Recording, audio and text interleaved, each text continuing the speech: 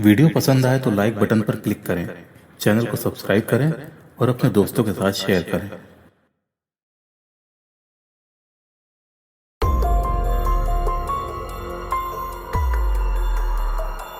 घटना है मुंबई से सटे हुए ठाणे जिले के पनवेल टाउन की। 29 वर्षीय प्रियंका रावत वाशी की एक कंपनी में सोशल मीडिया मार्केटिंग एग्जीक्यूटिव थी। वो बेसिकली पौड़ी गढ़वाल की रहने वाली थी और उसने नोएडा की एक कंपनी से अपने करियर की शुरुआत की थी। 2019 में उसकी शादी उत्तराखंड के ही देवव्रत सिंह रावत से हुई और शादी के बाद वो अपने पति के साथ पनवेल आ गई। पनवेल आने के बाद उसने फिर से नौकरी करने का फैसला किया और मुंबई की एक कंपनी ज्वाइन कर ली, जहां उसने 2 साल काम किया और फिर 2021 में उसने वाशी में अपनी तीसरी कंपनी ज्वाइन की, जहां वो अभी तक नौकरी कर रही थी। प्रियंका को अपनी इस कंपनी में 1 साल से अधिक हो गया था। प्रियंका का पति देवव्रत सिंह रावत एक ई कॉमर्स कंपनी में टीम लीड की पोजीशन पर काम करता था। ये दोनों लोग पनवेल तालुका की महालक्ष्मी सिटी सोसाइटी में रहते थे। प्रियंका की रोज की दिनचर्या थी, जिसके अंतर्गत वो रोजाना पनवेल से वाशी और वाशी से पनवेल ऑफिस आना जाना करती थी। 15 सितंबर रात 10 बजे के आसपास की बात है, जब प्रियंका अपने ऑफिस से अपने घर लौटने के दौरान लोकल ट्रेन से उतरकर ऑटो रिक्शा स्टैंड से होते हुए पनवेल की तरफ बढ़ रही थी।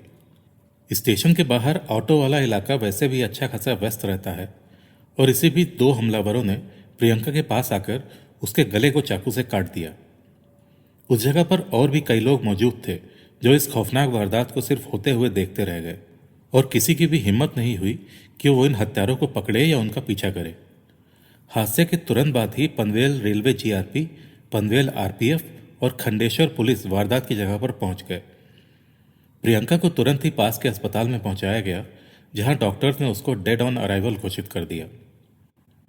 आमतौर पर प्रियंका 10:30 बजे से 11 बजे के बीच अपने घर पहुंच जाती थी, मगर जब वो 11 बजे तक अपने घर नहीं पहुंची तो उसके पति देवव्रत ने उसके नंबर पर फोन किया, जो कि पुलिस ने उठाया। पुलिस ने देवव्रत को सूचित किया कि वो तुरंत ही अस्पताल पहुंचे, उसकी पत्नी पर जानलेवा हमला हुआ है। ये पता चलते ही घबराया हुआ देवव्रत अस्पताल पहुंचा, जहां उसको पता चला कि प्रियंका की मृत्यु हो चुकी है। पुलिस का मानना था कि यह एक प्लान मर्डर था और ये हमलावर पहले से ही घात लगाए बैठे थे कि प्रियंका वहां से निकले और वो लोग उस पर हमला कर दें। सीनियर पुलिस इंस्पेक्टर सुभाष कोकते का कहना था, हमलावरों ने हमले के बाद हमले में प्रयुक्त चाकू वहीं पर फेंक दिया था और भाग गए। ताज्जुब की बात थी कि पूरी पब्लिक में भी किसी को ये नहीं सूझा कि वो उनको पकड़ सके। ये एक ऑटो स्टैंड एरिया है और यहाँ पर अच्छी खासी भीड़ रहती है। अगर इतने लोगों में से कोई भी उनमें से किसी एक को पकड़ लेता तो तहकीकात में आसानी हो जाती। फिलहाल हमने अपनी तहकीकात शुरू कर दी है और फिलहाल अभी तक कोई भी हिरासत में नहीं लिया गया है। हादसे की जगह पर मौजूद सभी सीसीटीवी फुटेज कलेक्ट कर ली गई हैं और उनकी स्कैनिंग भी शुरू हो चुकी है। रात का समय था, इसलिए हमलावरों के चेहरे साफ नहीं दिख रहे हैं, मगर हम हर संभव प्रयास में लगे हुए हैं। पुलिस ने जब तफ्तीश की शुरुआत सभी सीसीटीवी फुटेज से की, तब उनको फुटेज में 2 लोग दिखाई दिए जो प्रियंका का ठाणे से पनवेल तक पीछा कर रहे थे।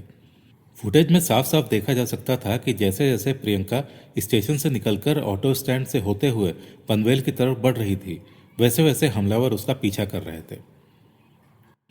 पुलिस के अनुसार जिस तरह से इन हत्यारों ने वारदात को अंजाम दिया था, उससे ये हत्यारे कोई प्रोफेशनल ही लग रहे थे। पुलिस ने इनकी सीसीटीवी फुटेज में आई फोटो को निकालकर अपने खबरियों को दे दी और ये पता करना शुरू कर दिया कि ये लोग कौन थे। इसी के साथ पुलिस ने प्रियंका और उसके पति देवव्रत रावत की फोन कॉल एनालाइज करना शुरू कर दी। फोन कॉल एनालाइज करते हुए पुलिस को देवव्रत की गतिविधियों पर शक होना शुरू हो गया। उसकी कॉल डिटेल से पुलिस को एक नंबर मिला, जिस पर पिछले लंबे समय से उसकी लंबी लंबी बातचीत होती थी और ये नंबर ना तो उसके किसी ऑफिस के आदमी का था और ना ही प्रियंका का, बल्कि ये नंबर निकिता मटकर नाम की एक महिला का था। इसके अलावा पुलिस को देवव्रत के फोन से उसके और निकिता के कुछ फोटोज भी मिले।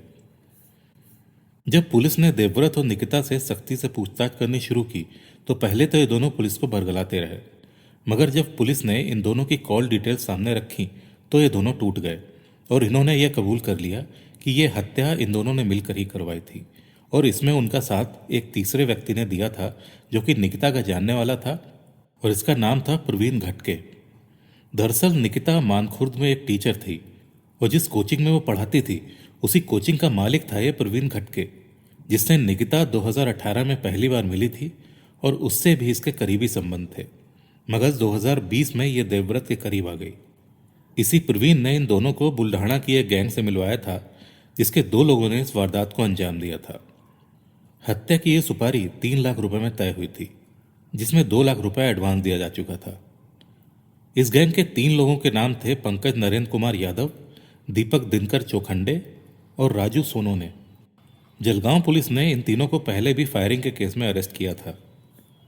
रात का समय होने की वजह से सीसीटीवी फुटेज में हमलावरों का चेहरा तो साफ नहीं दिख रहा था, मगर यह साफ देखा जा सकता था कि कैसे ये लोग प्रियंका का पीछा कर रहे थे और फिर उस पर हमला कर दिया। पूछताछ के दौरान देवव्रत और निकिता ने बताया कि ये दोनों एक दूसरे को 2020 से जानते थे और 2022 की शुरुआत से ही इन दोनों का अफेयर चल रहा था। इन दोनों ने यह भी बताया कि अगस्त में एक मंदिर में ये दोनों शादी कर चुके हैं, मगर किसी तरह से प्रियंका को इनकी शादी के बारे में पता चल गया था। उसके बाद से वो देवव्रत की दुश्मन बन बैठी थी। वो आए दिन देवव्रत को तो धमकी देती ही थी कि वो उसको बर्बाद कर देगी। निकिता को भी धमकाती थी कि वो देवव्रत से अलग हो जाए। प्रियंका से तंग आने के बाद आखिरकार इन दोनों ने उसको रास्ते से हटाने का इरादा कर डाला। प्रियंका को कैसे रास्ते से हटाना है, ये सोचते हुए इन दोनों ने तय किया कि उसकी सुपारी किसी को दे दी जाए, और सबसे पहले इसके लिए निकिता ने इंटरनेट पर कॉन्ट्रैक्ट किलर्स को ढूंढना शुरू कर दिया। निकिता ने 2 महीने तक इंटरनेट पर कॉन्ट्रैक्ट किलर को सर्च किया।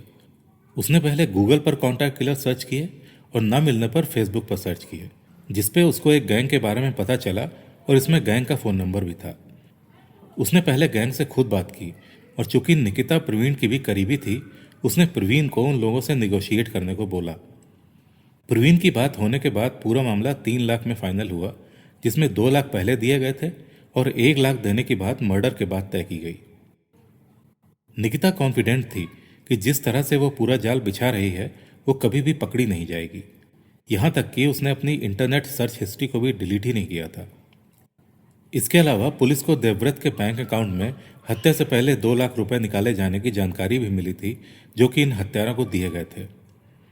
चूंकि प्रियंका गढ़वाल की रहने वाली थी, उसकी हत्या की खबर वहां के मीडिया ने भी कवर की थी और शोक व्यक्त किया था। पनवेल स्टेशन जहां पर यह वारदात हुई थी, वहां पर ज्यादा भीड़ तो नहीं रहती है, मगर सुरक्षा के लिए कोई भी पुलिस भी नहीं रहती है।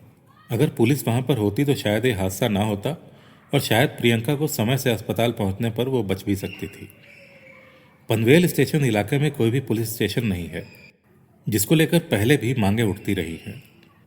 अश्वत्थामा वरिष्ठ संघ नाम का एक संगठन 2012 से इसको लेकर मांग उठा रहा है और 2014 में सिडको बोर्ड ने पुलिस स्टेशन के लिए ज़मीन आवंटित भी की थी, मगर जैसा कि सरकारी योजनाओं का होता है, लचर रवैये की वजह से 10 साल से भी अधिक हो जाने के बाद कुछ भी हो नहीं सका।